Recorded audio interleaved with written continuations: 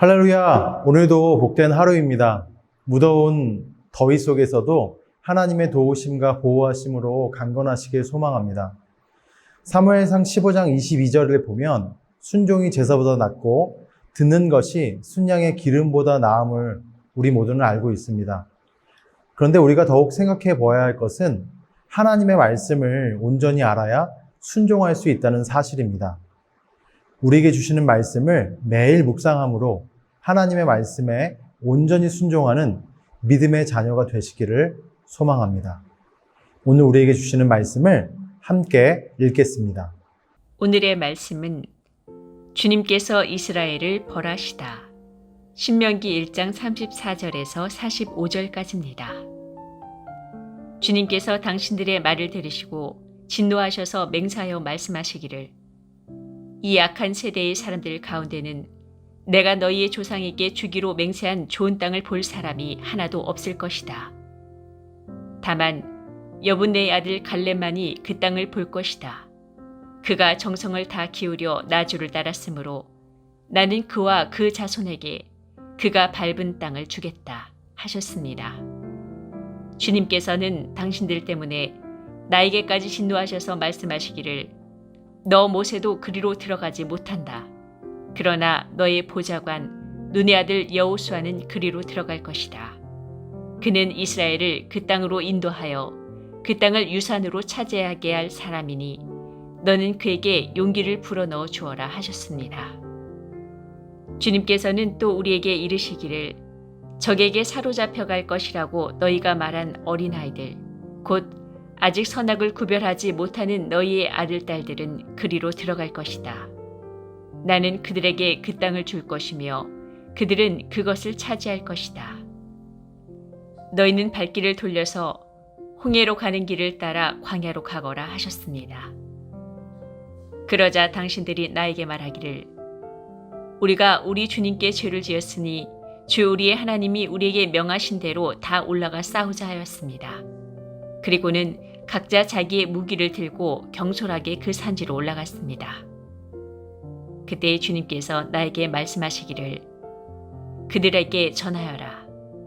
너희는 올라가지도 말고 싸우지도 말아라. 내가 너희 가운데 있지 않으니 너희가 적에게 패할 것이다 하셨습니다. 내가 이 말씀을 당신들에게 전하였지만 당신들은 듣지 않았고 주님의 말씀을 거역하고서 당신들 마음대로 산지로 올라갔습니다. 그러자 그 산지에 살던 아모리 사람이 당신들을 보고 벌떼같이 쫓아나와서 세일에서 호르마까지 뒤쫓으며 당신들을 쳤습니다. 당신들이 돌아와 주님 앞에서 통곡을 했지만 주님께서는 당신들의 소리를 듣지 않으시고 귀도 기울이지 않으셨습니다. 신명기는 모세가 약속의 땅 가나안으로 들어가는 다음 세대를 향한 세 편의 설교로 구성되어 있습니다. 모세는 자신의 삶을 정리하며 다음 세대들에게 그들의 부모들의 불순종으로 인한 광야의 방황의 이야기와 그들의 현주소 그리고 가나안 땅에 들어가서 그들이 해야 할 순종이 무엇인지를 신명기를 통해 이야기합니다. 특별히 오늘 우리가 묵상하고 있는 본문은 출애굽 1세대들의 불순종과 그들에게 이루어진 하나님의 심판을 상기시키고 있습니다. 우리 34절과 35절 읽습니다. 여호와께서 너희 말소리를 들으시고 노하사 맹세하여 이르시되 우리 35절 이 악한 세대 사람들 중에는 내가 그들의 조상에게 주기로 맹세한 좋은 땅을 볼 자가 하나도 없으리라. 백성들은 다시 한번 하나님의 종의 권고를 거부했습니다. 그들은 불신에 사로잡혀 하나님의 인도를 신뢰하지 않았으며 함께 하시며 인도하시겠다고 하는 약속도 신뢰하지 않았던 것입니다. 생각해 보십시오. 낮에는 구름기둥, 밤에는 불기둥으로 그토록 놀랍게 인도하셨는데도 그들은 하나님께 순종하기를 거부했습니다.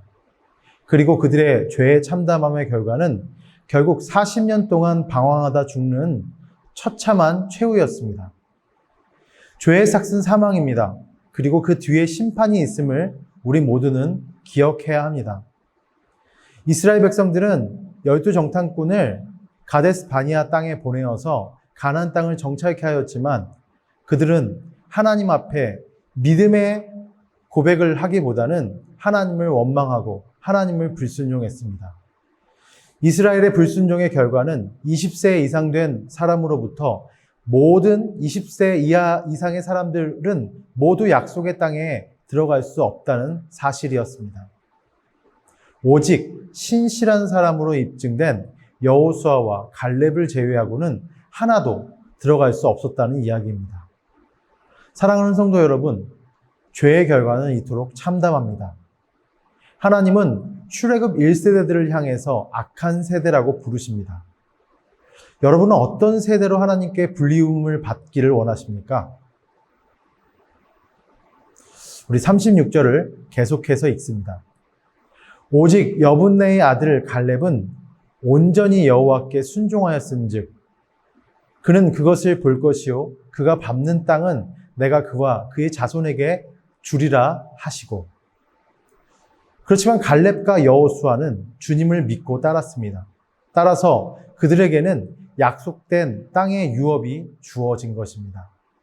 갈렙은 싸워서 약속된 땅을 차지하고 백성들에게 권고한 2명의 정탐꾼 중에 하나였습니다. 그가 진심을 다하여서 여호와를 온전히 순종하였음에 라고 하는 이 말씀을 우리는 주목해야 합니다. 그는 온전히 여호와께 충만한 사람이었다라는 의미입니다. 이 말은 갈렙이 얼마나 여호와께로 충성되고 충만했는지, 다시 말해 그가 온전히 헌신되어 여호와께서 원하시면 어느 곳이라도 따르겠다라고 하는 믿음을 가진 사람이었다는 것입니다. 사랑하는 성도 여러분, 우리도 이와 같이 하나님께 기억되는 인생이 되어야 합니다. 갈렙은 내가 지금 처한 상황을 바라보며 낙담하는 사람이 아니라 크신 하나님을 자신의 환경에 계산해 놓는 사람입니다. 지금 여러분의 환경이 소망이 없는 것 같고 낙심이 되어서 아무것도 할 수 없다면 여러분 잊지 말고 여러분의 삶에 세마시기 바랍니다. 그것은 하나님이 여러분의 하나님이시라는 것입니다. 우리의 문제를 아시고 가장 좋은 것을 예비하시고 기억하시기를 소원합니다. 우리 마지막으로 41절을 한 번 더 읽겠습니다. 너희가 대답하여 내게 이르기를 우리가 여호와께 범죄하였사오니 우리 하나님께서 우리에게 명령하신 대로 우리가 올라가서 싸우리이다 하고 너희가 각각 무기를 가지고 경솔히 산지로 올라가려 할 때 모세는 다시 한번 다음 세대를 향하여서 그들의 부모의 실수를 회고시킵니다. 그들에게 일어난 일은 참 비극적인 일입니다. 백성들은 하나님 없이 행동하였으며 계속해서 불신과 반항 가운데 거하였습니다. 그들은 하나님이 가지 말라고 했음에도 불구하고 마치 하나님께 순종하듯이 자신의 마음을 가지고 하나님께 나가서 그 가나안 족속들과 싸웠습니다. 그들은 하나님의 심판에 대해서 들었음에도 불구하고 그들이 하나님을 쫓아 약속된 땅을 정복하는 일을 거부했기 때문에 장차 광야에서 방황하다가 죽게 될 것이라고 하는 말을 들었습니다. 그러나 그들은 하나님의 심판이 자신들에게 임한다는 사실을 믿지 않았습니다. 백성들은 여전히 불완전하고 거짓된 고백을 하나님께 한 겁니다. 그들은 자신들의 죄를 인정하기는 하였으나 회개는 하지 않았습니다. 그들은 하나님께로 돌아오지 않았으며 그분이 말씀하신 바를 믿고 받아들이지 않았습니다. 그들은 계속해서 불순종 가운데 거했으며 분명히 그들은 자신들의 죄에 대해서 하나님을 거역한 것에 대해서 깊이 애통하는 마음을 갖고 있지 않았던 것입니다. 백성들이 느꼈던 애통은 그저 감정적인 애통이었을 뿐 그들을 회개로 이끌지는 못했던 것입니다. 그들이 슬퍼한 것은 약속의 땅을 차지하지 못한다는 사실이지 그들이 하나님께 죄를 지었다는 그 사실 자체 때문은 아니었던 것입니다. 그들의 애통은 굉장히 자기 중심적이었던 것이었고 그들은 자신의 육신적인 소욕과 전적인 삶에 초점이 맞추어진 사람입니다. 그들은 하나님의 뜻을 행하며 그분을 기쁘시게 하는 일에 관심이 없었습니다. 그러므로 백성들은 하나님의 임재 없이 스스로의 힘만으로 싸우겠다고 말하였고 그 결과는 참담한 패배였습니다. 사랑하는 성도 여러분, 진정한 회개는 나의 죄에 대한 자각이 아닙니다. 진정한 회개는 잘못된 길을 되돌리는 것입니다. 인생의 방향을 바꾸는 것입니다. 여러분, 사울이 하나님 앞에 제사 드리려고 했지만 사무엘은 사울의 제사를 하나님이 원하시는 제사가 아니라고 이야기했죠. 순종이 제사보다 낫고 하나님 앞에 드려지는 그 모든 허례허식보다 하나님 앞에 진정으로 듣는 마음으로 사는 것이 옳다는 것입니다. 다윗의 삶은 그렇지 않았습니다. 다윗도 물론 실수를 했죠. 그러나 그 다윗의 회개는 좀 달랐습니다. 다윗의 회개는 다시 한번 그와 똑같은 길을 걷지 않으려고 하는 처절한 몸부림이 있었습니다. 말씀을 정리하고자 합니다.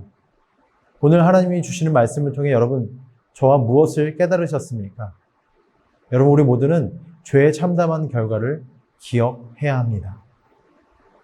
또한 세상의 물결에 휩쓸리지 않고 하나님 앞에 신실한 사람이 되기를 소원합니다. 갈렙과 여호수아처럼 세상의 기류에 휩쓸려서, 세상의 물결에 휩쓸려서 세상이 추구하는 가치를 추구하는 것이 아니라 오직 하나님을 기쁘시게 하는 것에 내 모든 삶을 들이시는 성도님들이 되시기를 원합니다. 마지막으로 징계에 애통하는 사람이 아니라 죄에 대해서 애통한 사람이 되어야 합니다. 그리고 인생의 방향을 주님 앞에 돌리는 다윗과 같은 인생이 되어지기를 원하고 갈렙과 여호수아와 같은 인생들이 되어지시기를 주님의 이름으로 축원합니다. 우리 함께 기도하시겠습니다.